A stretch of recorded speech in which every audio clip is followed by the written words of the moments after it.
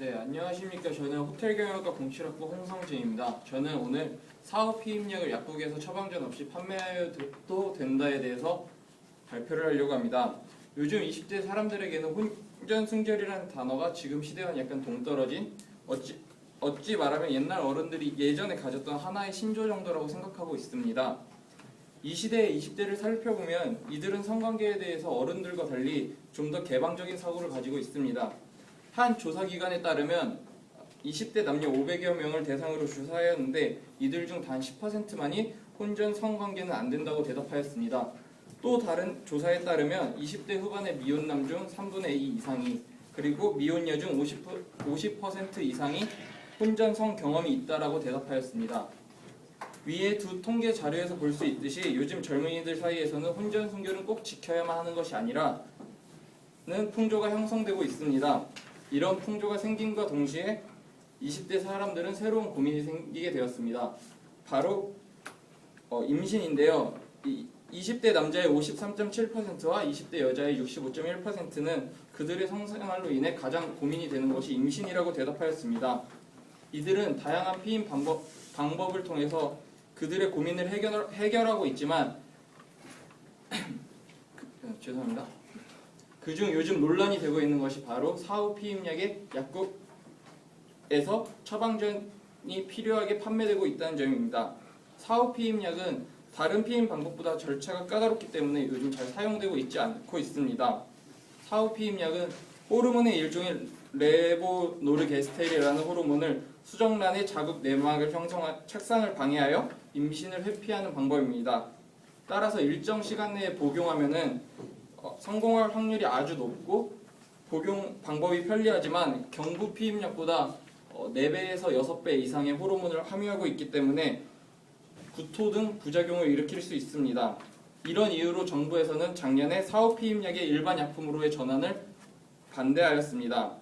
대한약사회, 경제정의실천연합, 여성민우회, 녹색소비자연대 등 정부의 무책임한 처사라며 졸속 행정을 비판하고 나섰습니다.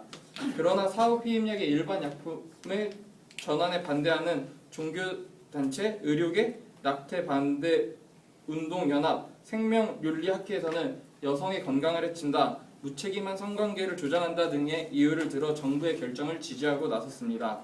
저는 오늘 여러분께 사후 피임약이 일반 약품으로 왜 전환되어야 하는지에 대해서 말씀드리려고 합니다. 먼저 사전 피임약과 사후 피임약의 차이를 들어 설명을 해보도록 하겠습니다. 피임약의 종류로는 사전 피임약과 사후 피임약 두 가지 종류가 있습니다.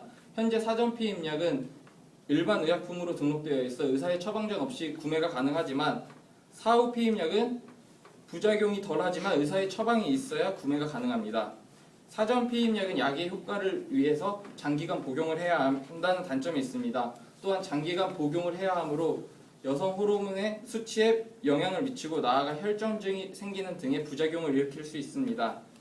따라서 식약처에 따르면 사전 피임약은 투여 금기와 신중 투여 대상이 넓어 복용 이전에 의사와 상담이 꼭 필요하고 정기적 검진 등이 권장된다고 이야기합니다. 반면 사후 피임약은 이와 달리 장기 투여가 아닌 1회 투여만 하면 되고 또한 인해서 사전 피임약에서 발생하였던 부작용이 일어나지 않을 수 있다는 장점이 있습니다.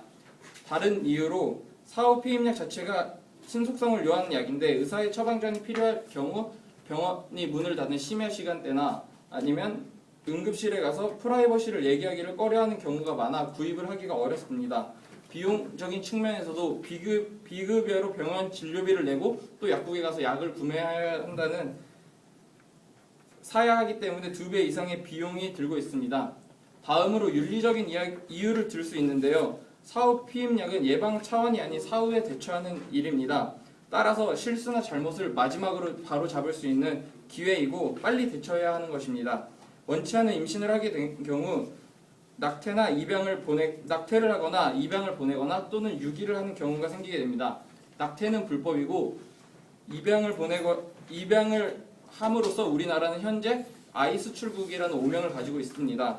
또한 영아 유기는 사회적 파장을 일으키고 있는데요.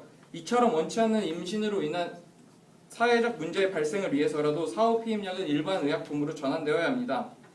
사후 피임약을 반대하는 많은 사람들 중에서는 약물의 오남용을 이야기하고 있는데요. 약품의 오남용은 충분한 사전 교육을 통해서 예방할 수 있습니다. 사후 피임약을 판매할 때 약사의 간략한 설명이 있고 복용 시 문제점을 이야기함으로써 예방할 수 있고, 또한 산부인과 의사들에 따르면 사후 피임약은 일회성이기 때문에 부작용이 없을 것이라고 이야기하고 있습니다.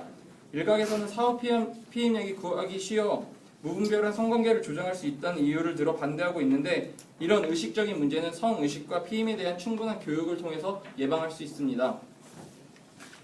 앞서 언급하였듯이 사후 피임약은 사전 피임약보다 더 안전하고 효과가 좋습니다. 그리고 여성에게 선택권을 줌으로써 낙태, 입양, 유기 등의 사고가 발생하지 않도록 할 수 있습니다.